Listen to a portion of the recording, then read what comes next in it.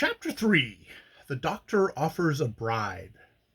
Nick was not greatly surprised by his discovery. He knew that Dr. Jarvis was a sleepwalker. The reader may remember the case of a young woman who, in her sleep, walked nearly a mile on Broadway and was awakened by a policeman to whom she could give no account of her wanderings. At that time, the newspapers had a good deal to say about sleepwalking, and several good stories were printed about Dr. Jarvis.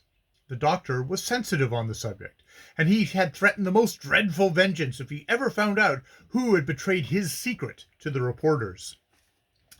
These stories came into Nick's mind at once. He decided to witness this strange scene to the end. There was, however, little more to be observed. The doctor extinguished the lights and ascended the stairs. He paused a moment beside the mutilated body, put away his knife, drew the cloth over the corpse, and then turned towards his room. Nick followed and entered the room close behind the somnambulist. It is sometimes possible to question a person in that condition and to learn what he could not discover when awake. Some such intention was in Nick's mind, but he had no opportunity of executing it. The doctor walked to the window, of which the shade was drawn. Accidentally he touched the cord, and the shade, which worked with a spring, shut up, making a loud noise. With a peculiar hoarse cry, the doctor awoke. He exhibited the nervous terror common at such times. He jumped back from the window and turned towards the bed. Nick, disguised as Cleary, stood directly before him. It was impossible to avoid discovery. The moonlight flooded the room. "Cleary!" cried the doctor. "Why are you here?" "I heard you moving about, sir," replied Nick, imitating Cleary's voice, which had very little of the ordinary peculiarities of the Negro. Indeed, he was an educated man. "Walking in my sleep again," muttered the doctor. "Such dreams! Good heavens! Such dreams!" "I thought you must have had a bad nightmare," said Nick. "I have. It was dreadful." The doctor pressed his hands to his head. "What did you dream, sir?"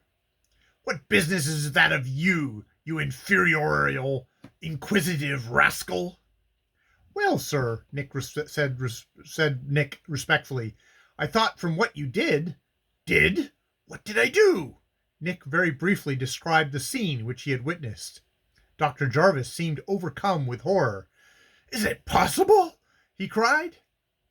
Then suddenly he turned and hurried out into the laboratory. He went straight to the corpse upon the slab of stone and drew back the cloth. Nick followed, and together they gazed upon the mutilated body.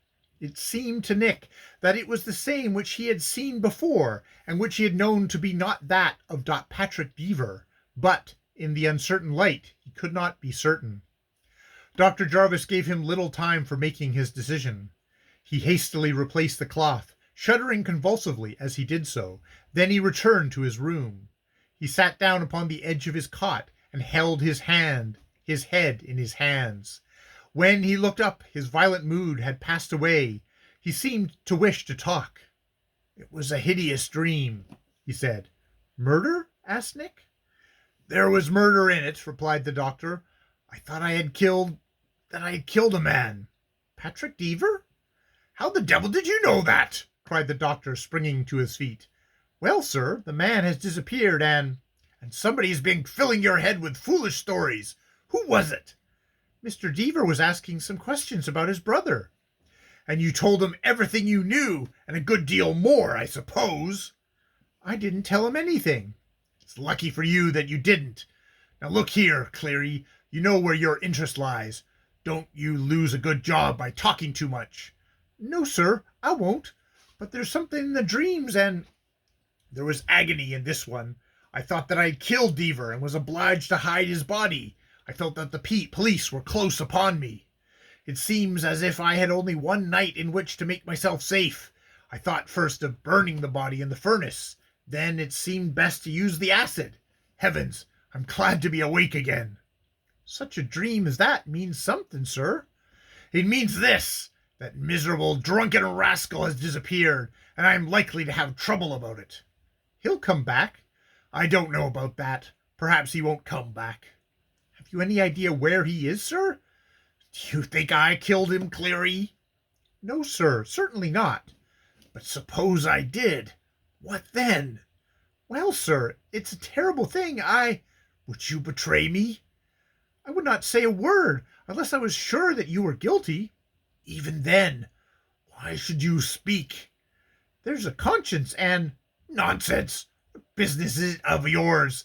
Now look here, you think a good deal more about money than you do about your conscience. I've got money and I'm willing to pay well to keep out of trouble. But I don't want to get into any. You won't. All you have to do is keep still. Keep still about what, sir? This sleepwalking tonight. I won't say a word unless... Nick hesitated. He wished to give the doctor the impression that his innocence was by no means clear, and that the idea of shielding a murderer was not to be entertained. His acting was evidently successful. Look here, Cleary, said the doctor. I don't trust you. There's just one thing that will satisfy me. You must get away. The doctor was trembling violently. Evidently, fear had taken possession of him. Get away? Asked Nick, as if surprised. Yes, I'm afraid of you. You will talk. But where shall I go? Go to Australia, said Jarvis after a moment's reflection. You have no family? Makes no difference where you go, so long as you have money. How much money? In that safe, said the doctor, pointing to the steel box in the corner. There's enough to start you. I have about $5,000 in cash there, and I will send 10 times as much more after you. Is that enough? You take my breath away, said Nick. When must I go? At once, tonight. But, Dr. Jarvis, don't talk. Do it. If $50,000 isn't enough, you shall have 100,000 within 6 months. How do I know you will send it? If I don't, come back and denounce me. But how will you explain my going? I will say that you've gone to Europe for me, as you did 3 years ago. Nick shook his head. Dr. Jarvis, he said, I worked for you for 20 years. I think as much of you as any man living. But I can't do this. Why not? I can't shield a guilty man. Nonsense, you idiot. I'm as innocent as you are. Then why do you send me away? No, Dr. Jarvis, this is plain to me. You killed him. I killed him? Cried the doctor. Yes, but you are not a murderer at heart. Some accident led to this. Tell me how it happened, and if it is as I think, I will go.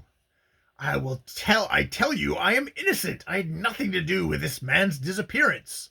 Despite all Nick's ingenuity, Dr. Jarvis stuck to this assertion. There was nothing left for Nick in the character of Cleary except to pretend to believe it.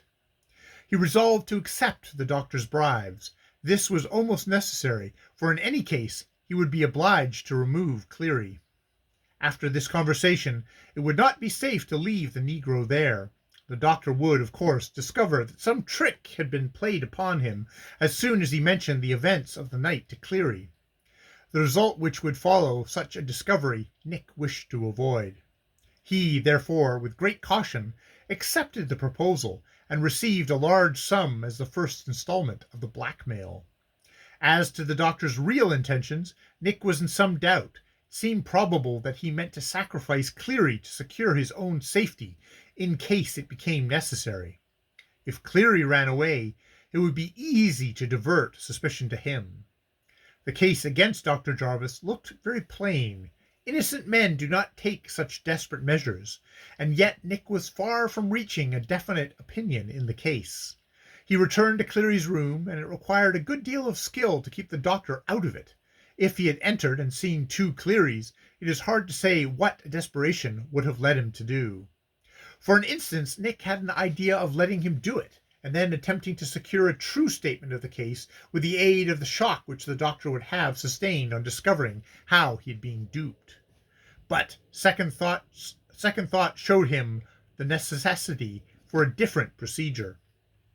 From Cleary's window he signaled for Chick, who was waiting near the wall, and to him he delivered the unconscious form of the negro. He then returned to take his leave of the doctor, a difficult business, which he managed with great skill. This done, he secretly left the hospital. What had been the true meaning of the night's events? It puzzled him to say. Was the body on the slab that of Patrick Deaver, or had the doctor gone through in his sleep the act which he had intended to perform later with the real body. Nick thought that the latter was more probable. He was inclined to believe that the body of Deaver might be concealed about the building. If so, he would find it. Reflecting thus, he passed outside the hospital's walls. 3 men were approaching along St. Nicholas Avenue. 2 of these he quickly recognized as Chick and Lawrence Deaver. The other was unknown to him. Evidently, Chick had sent Cleary away in a carriage which they had kept waiting near the hospital during the evening. How he had met Deaver, Nick could not guess. He went forward to meet the 3 men. He had removed the disguise in which he had deceived the doctor, and was now as Deaver had seen him before. Deaver recognized him at once, and started forward, saying, "You asked for proof of my brother's death. I will give it to you. Here is a man who saw him buried." He pointed to the stranger. End of chapter 3.